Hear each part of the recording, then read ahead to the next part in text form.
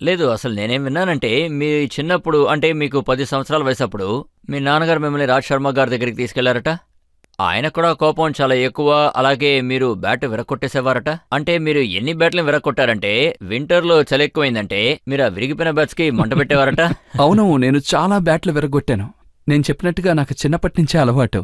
అది మంచి అలవాటు కాదు, ఇంట్లో ఉన్న వాళ్ళకు కూడా ఎంతో ఇబ్బంది కలిగిస్తూ ఉంటుంది. కానీ ఇలాంటి యాటిట్యూడ్ ఉండాలి కదా. ఒకవేళ బ్యాట్ విరిగిపోతే దానికి చాలా ఖర్చవుతుంది. మీరు ఆ డబ్బులు ఎక్కడి నుంచి తెస్తారు? అవును, చాలా ఖర్చవుతుంది. ఒక్కొక్కసారి వస్తువులు కొనడంలో ప్రాబ్లం అవుతూ ఉంటుంది. కానీ నాకు నా కోచ్ రాజ్ కుమార్ శర్మ కాంట్రాక్ట్ ఇప్పించారు, బీడిఎం కంపెనీ. ఇంకా వాళ్ళ దగ్గర నుంచే నాకాయన స్పోర్ట్స్ గూడ్స్ ఇప్పించడం మొదలెట్టారు. ఒక 14 ఏళ్ల నుంచి. ఇనిషియల్గా ఆయన చాలా హెల్ప్ చేశారు. ఆయన బ్యాట్ కొనిస్తూ ఉంటారు, మీరు విరక్కొడుతూ ఉంటారా? అదే కాదు, ఓసారి ఆయన చెప్పారు సంవత్సరానికి 2 బ్యాట్లే ఇప్పించగలను అని. ఆ తర్వాత నుంచి నేను చాలా కేర్ఫుల్గా ఉండడం మొదలెట్టాను. బ్యాట్లు విరగొట్టడం మానేశాను.